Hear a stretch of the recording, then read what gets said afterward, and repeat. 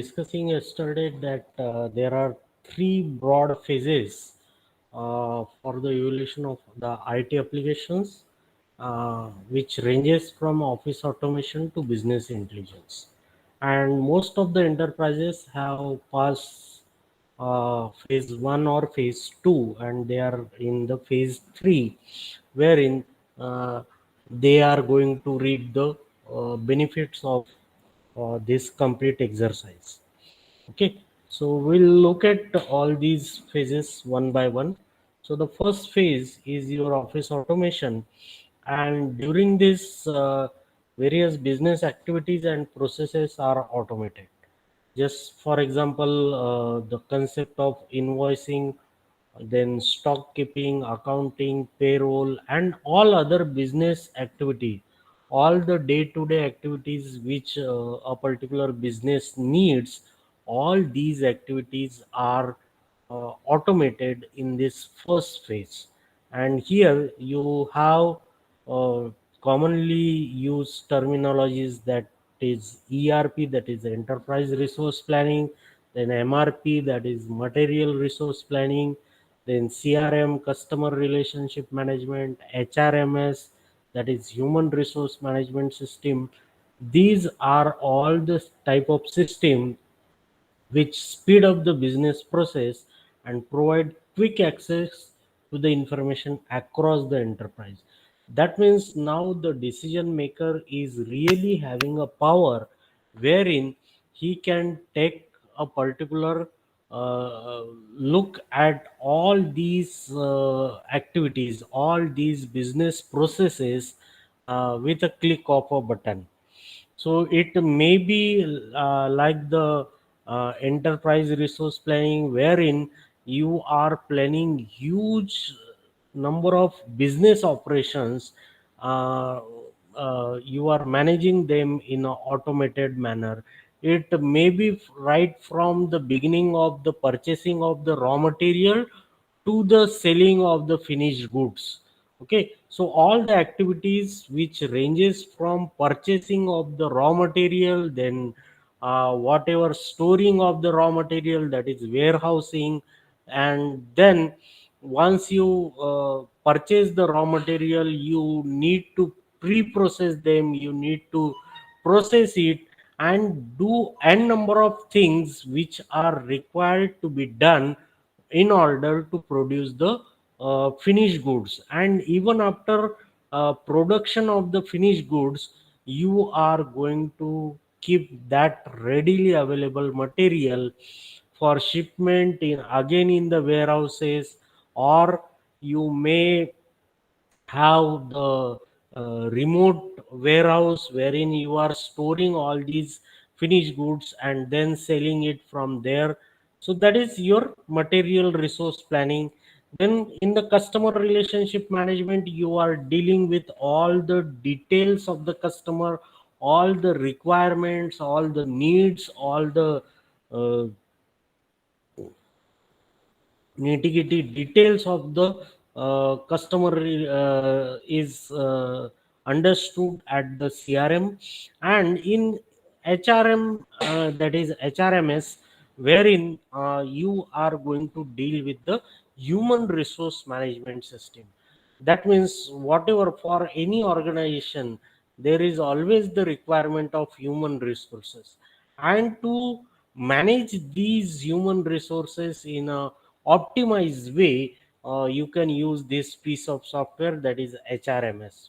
Okay, so typically they maintain the records in the database at the lowest level with all the details of the transaction.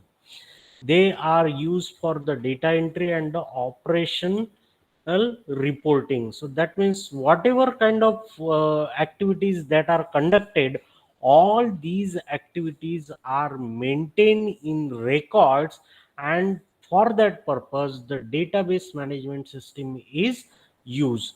So that is your first phase, that is office automation. The second phase is your data management. Okay, so for office automation system, uh, it becomes apparent that the enterprise data is isolated from the each other. Okay, it is uh, it should be isolated. Meaning is that now whatever database is available, that database must be viewed by the proper person, and improper person or unauthorized access should not be granted. And that is the concept of isolation from others. Okay, so it becomes apparent that the enterprise data should be soiled. Okay, so that means it should be isolated from others, and it should be fragmented across the enterprise. That means whichever are the business units, all those business units keep their own data in a kind of data mart, if we consider a data warehouse. Okay, so you have the concept of data warehouse wherein you are storing all these things in a single entity, but that data mart is related to a particular entity, related to a particular business unit. Okay, so data management becomes even more challenging when there are mergers and acquisitions and multiple data sets needs to be consolidated. Nowadays this is going to be the very huge thing for any business, that they are going for huge kind of mergers or acquisitions. Okay, so nowadays it is a common news that uh, day in and day out Reliance is purchasing number of companies. That means they are acquiring these companies and they are merging it with their own established Reliance Industries. Okay, so that means there would be number of mergers, there will be number of acquisition, and these leads to the multiple data sets. That means now whenever a newer company becomes a part of a company, then it takes over all the data, takes over all the data, and then it tries to consolidate it with the existing data. Okay, and this poses several challenges such as poor data quality, incompatibility between the data sets, duplication of the data, and overheads in managing multiple systems. Okay, so now what are the challenges? The challenges are like the company which is getting acquired may not be maintaining the data up to the mark.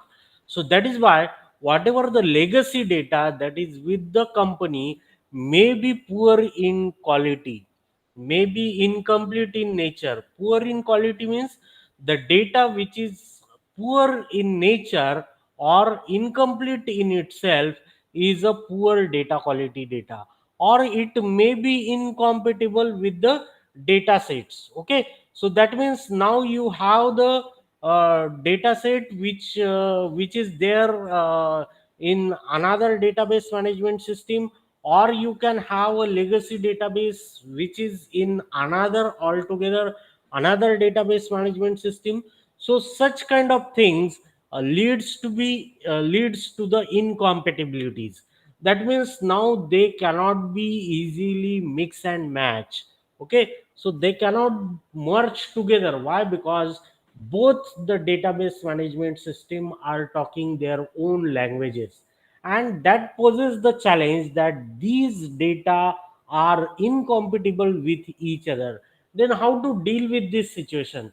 Whenever these data are incompatible with each other, one of the data sets needs to be converted into another format wherein now they will become compatible with each other, and then certainly once these data sets become compatible with each other, then we can reach up to certain conclusion. Okay, then there can be duplication of the data. Data is there, but the data is duplicated, the data is redundant, and the moment the data is redundant or duplicate, what happens is that it gives birth to the number of anomalies. That means whenever the data is getting duplicated, that data will create very critical problems which are called as anomalies, which are insertion anomalies, updation anomalies, or deletion anomalies. So wherever there is a duplication of the data, that duplication of the data is certainly going to create the problem. So whenever you are storing the data, that data should not be stored in a duplicate manner, otherwise it will give birth to number of anomalies. So it is one of the challenge. Then overheads in managing the multiple system, that means whenever newer company is acquired, how these multiple systems are getting managed. So overhead means now there are number of resources that you need to put in to manage all these multiple resources, multiple databases, which may be there in multiple geographic locations. Okay, so these are all the challenges. Consequently, the next phase of the IT evolution is targeted at simplifying the information landscape of the enterprise. That means now, whenever there is a new merger or the acquisition, all these things will be taken care by the next phase, that is your phase 3. Okay. Now, what is the approach? Approach is master data management, is the approach to standardize the data, comprising tools and technologies for classifying, normalizing, consolidating, and aggregating data across the enterprise to provide a consistent view. That means now, whenever a new company becomes a part of the older company, that will comes under the master data management approach, which standardize the data. That means now the data across the enterprises will have certain standards, and that standards leads to a consistent view. Why? Because ultimately the decision maker should be in a position to take the relevant decision at the relevant point of time. And if that data which is visible from n number of organization, if it is not consistent, if it is not compatible with each other, then it becomes very difficult for a decision maker to take the decision. Okay, so typically a data warehouse is established to centralize the company wide information. Now that means now there is a enterprise wide scenario wherein all the data is getting stored at one place, and that one place is nothing but your data warehouse. Okay, and this warehouse can be accessed by using the tools or reporting and analysis. And then with the help of the tools and the techniques which are available on the data warehouse, the decision maker can take the decisions. Now comes the third phase, that is your business intelligence phase, and this is emerging, and it uses the assets to aid a better decision making. So ultimate goal of business intelligence is to take a better decision making. Okay, a variety of tools and techniques such as data mining, predictive analytics, data visualizations are employed, and they provide the valuable insights into past, current, and the future business matrices. Okay, so BI application serves a critical function in achieving operational efficiency, integrated planning, and coordination and monitoring. So with the help of this third phase, wherein the decision maker is utilizing the data mining, predictive analytics, data visualization, and these tools are going to provide the valuable insights from the past, current, or future point of view. Okay, so that is your phase 3.